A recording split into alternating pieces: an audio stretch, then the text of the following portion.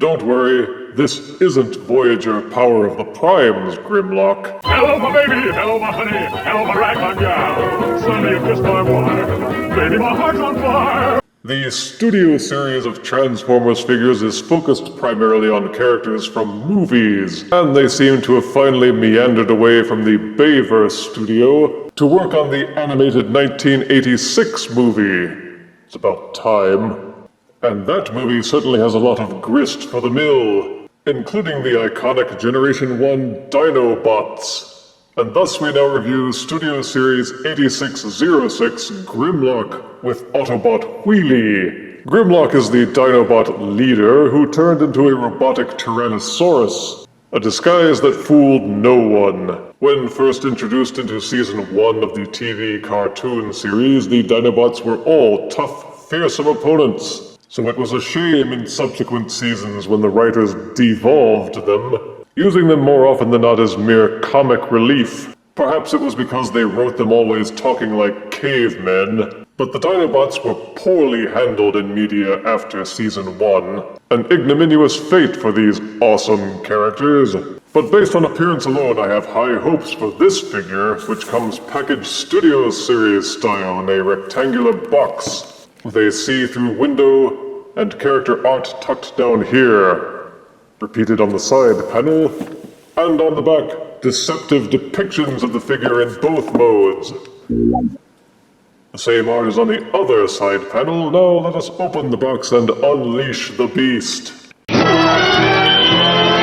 Out of box, Studio Series 8606 Leader Class Grimlock comes with his instruction booklet, which contains no stats. He also comes with a big honkin' double-barreled weapon accessory, which mimics his Generation 1 style weapon. The package insert also serves as a kind of diorama to display the figure. In this case, it's a backdrop of the Pit of Judgment scene from the 1986 cartoon movie. So you can pretend that you're living out the movie. How pathetic is that? Unfortunately, in alt mode, the figure won't fit on the stand at all, unless you leave one leg on, one leg off. But he also comes with this Wheelie minifigure. It's a non-transforming accessory that is meant to ride Grimlock like he did in the movie. It has movie-accurate colors and sculpting and is fairly well detailed. The paintwork is alright, with mixtures of orange and a more creamy orange, along with some yellow and silver. He even comes with a removable Energon slingshot. But beyond simply being Wheelie, who was an annoying rhyming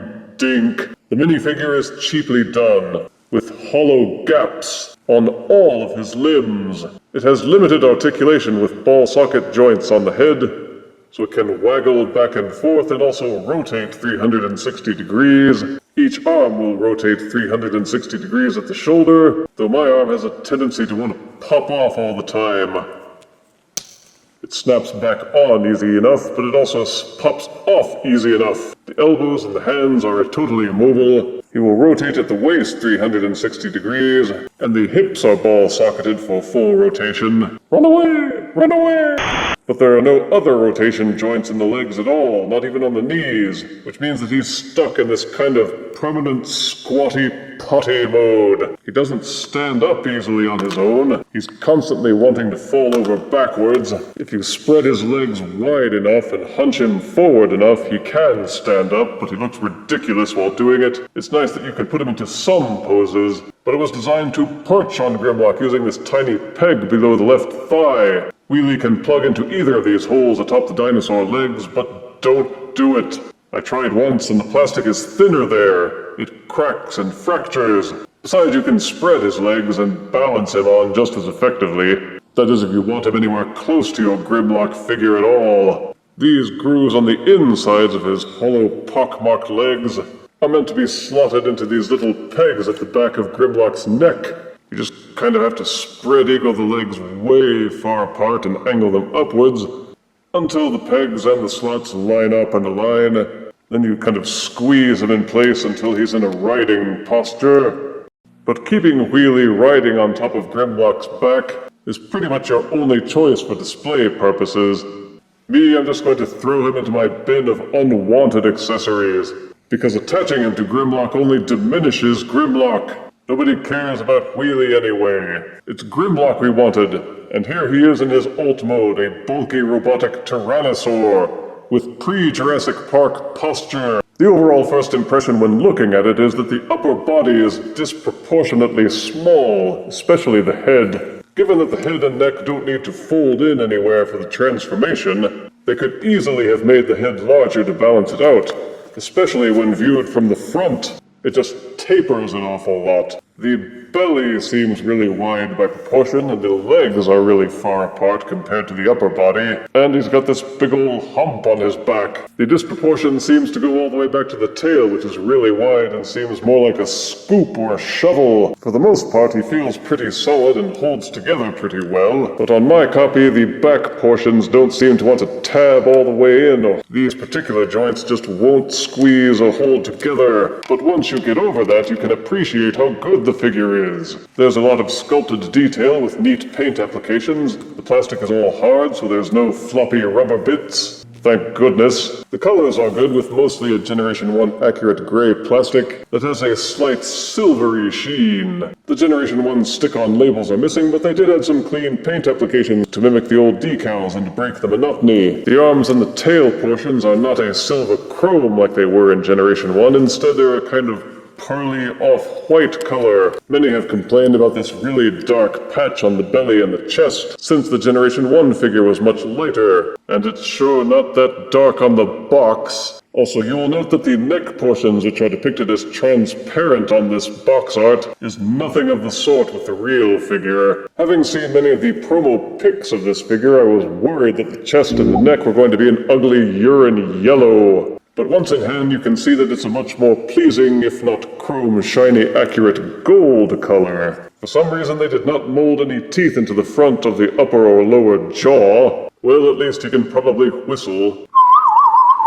Somehow I get the feeling that third-party companies are going to be making upgrade kits to replace this head with something a bit larger and hopefully toothier. It's not that the head is bad, it's just that it could have been better. But make no mistake, except for the upper body proportions, I like the alt mode. It's one of the most Generation 1 accurate Grimlocks we've had in a long time, and more impressive since it's bigger. These little tabs just behind Grimlock's back are meant to be weapon storage.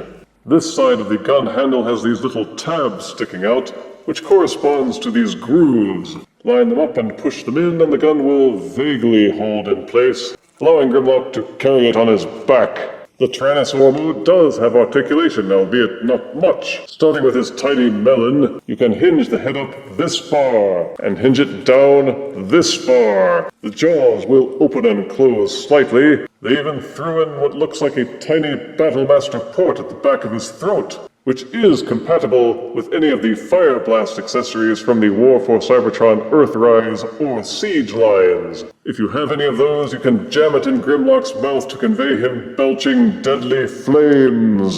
The T-Rex neck will also swivel 360 degrees, so you can aim the head left or right. The T-Rex shoulders are ball-socketed, so the arm will rotate 360 degrees. However, this bulb shape at the shoulder prevents some of the outward motion. You cannot splay the arms outwards, but the elbow is hinged and will allow for a rotation that's slightly over 180 degrees.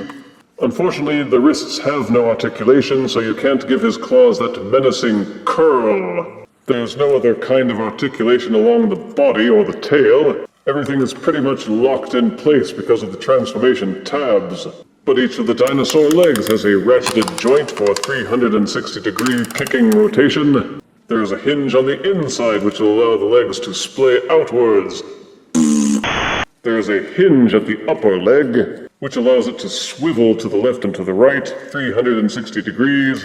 This little peg can untab from the leg and allow the knee joint to bend, and the front and back of the toe claws will fold in and out as part of his transformation. Unfortunately, they won't fold upwards, which robs him of the ability to do some good leg poses. The single knee bend is Generation 1 accurate. That was how the original toy was configured. But it limits the amount of poses you can do with Grimlock, because with only one bend at the knee, I find that his center of balance is skewed so that he can only hunch forward or lean completely back. But because the robot elbow is also contained in this joint, it means that you can detach and give him a kind of chicken leg bend to his legs. It turns it into a dual hinge setup so each knee can bend backwards while also bending forwards in robot mode. If you're a dino purist, you can use both hinges and give Grimlock a quasi-chicken leg setup. I personally prefer the more bird-like hinging, because keeping the two-jointed may be Generation 1 accurate, but it limits the amount of poses you can do in alt mode. The body is rigid and back-heavy, but do the three-jointed leg setup, and you can do in-between poses that are much more stable. Sure, there are some kind of ugly hinge gaps, but they were there anyway, so you may as well embrace it. I'll gladly toss away full Generation 1 toy accuracy for more and better posing. And besides, the Generation 1 Grimlock figure suffered because of rigid leg syndrome as well. After 30 years, we deserve something better. The front and back toe claws hinge in and out so you can use them as spurs to make your poses more stable, though the feet will not splay in and out. So despite the limitations, you can get a lot of good poses out of Leader Grimlock. Each leg hinge has enough grip in them so that most poses are quite stable. Boffo!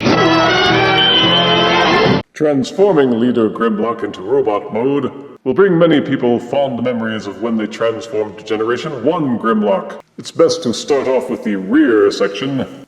Kind of take the legs and separate them. Untab these leg halves from underneath the chest portion of the robot. They kind of fold and tab in underneath here like this, but unfold them and splay them out. When transforming to alt mode, these sections on the inside curl over the robot thighs.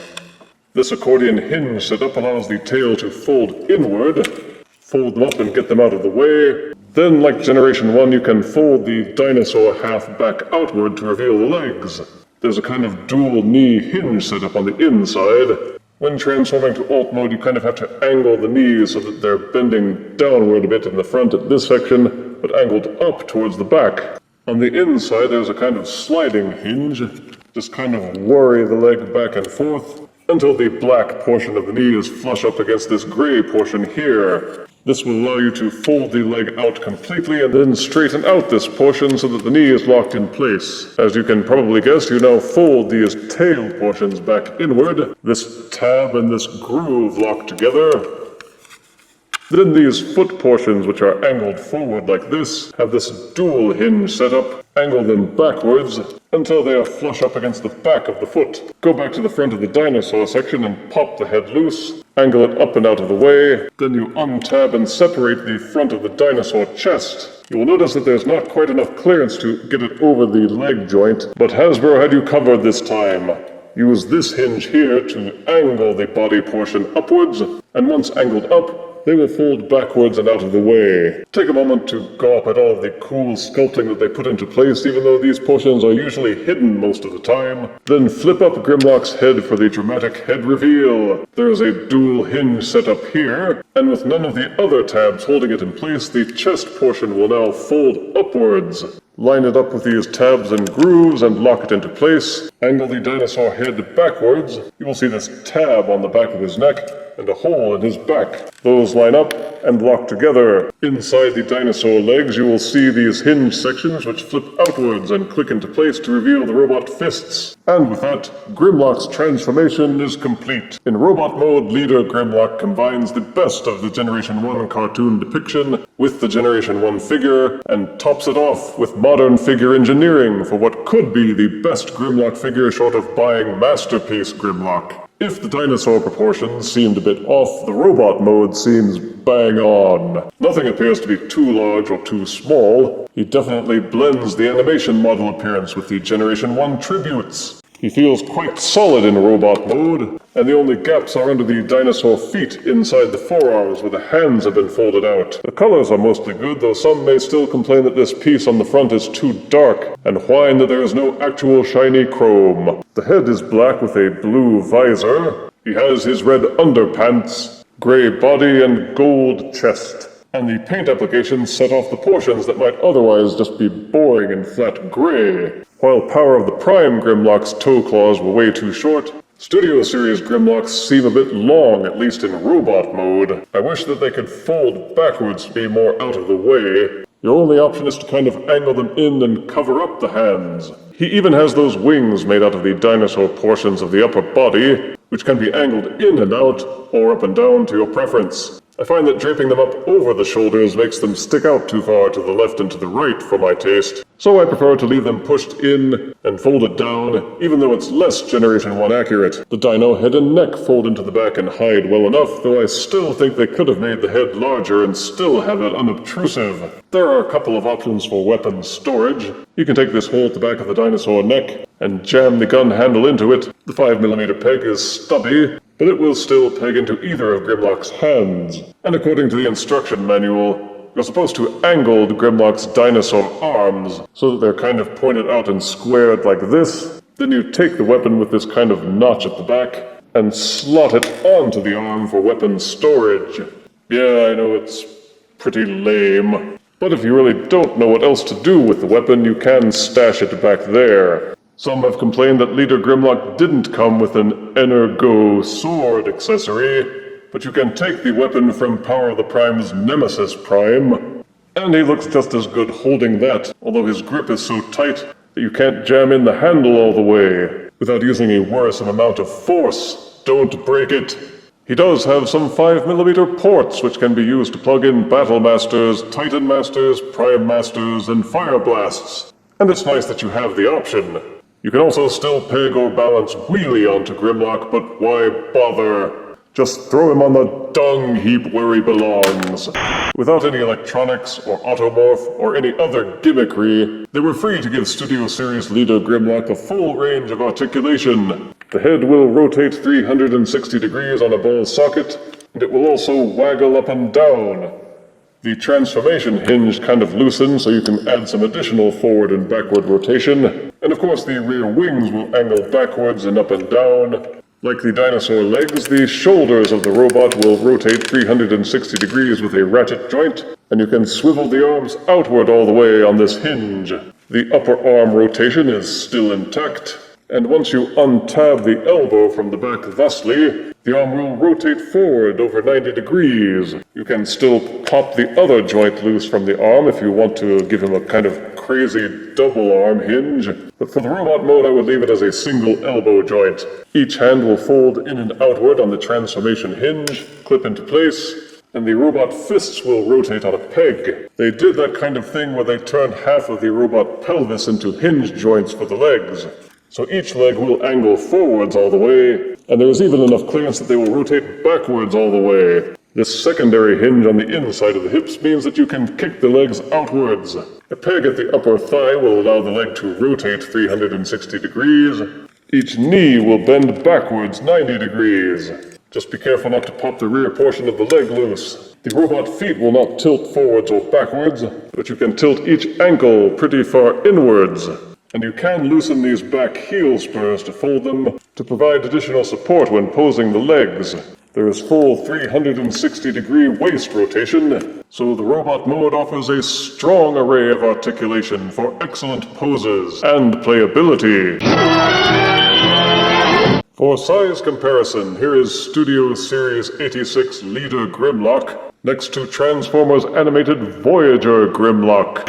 Here is Studio Series Leader Grimlock next to Generation 1 Grimlock. And here is Studio Series Leader Grimlock next to a Padlock. I admit I eschewed most of the Studio Series to date because it had been mostly focused on the horrible Bayverse figures, and I have never made any secret of my general disdain for that franchise. So it is with renewed interest that I return to the Studio Series line, now that they are doing the 86 movie characters. And if Leader Grimlock has any indication, they are off to a rollicking start. Positives are that both modes are excellent. They are solid, posable, and fun to fiddle around with. The colors are good, the paint applications are clean, and both modes include enough articulation to make them awesome and fun. He comes with a good weapon accessory, a diorama backdrop, and Wheelie. Grimlock is big, tough-looking, and beefy, and well, he should be. He scales well as a leader class figure, and despite the higher price tag, you definitely won't feel like you got swindled. Negatives are that the dino upper body looks a bit small.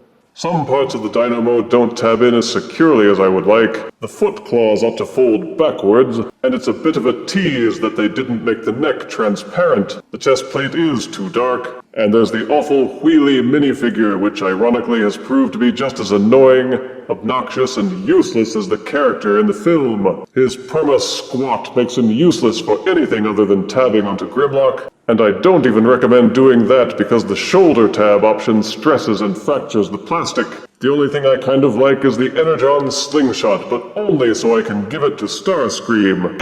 So long, Autobots. Here's one Starscream's been saving for you. Otherwise, the Wheelie minifigure is just a waste of plastic that should have been used to make the dino head larger. But otherwise, Leader Grimlock is well worth the time and effort to obtain, and I hope that all of the Dinobot characters get a leader class figure from this line. Still, I give Leader Grimlock 9 out of 10 deaths, and I give Wheelie 1 out of 10 deaths. To the pit with you, Wheelie! If you refuse me, honey, you lose me, then you'll be left alone. Oh, baby, tell them all, and tell me I'm your own.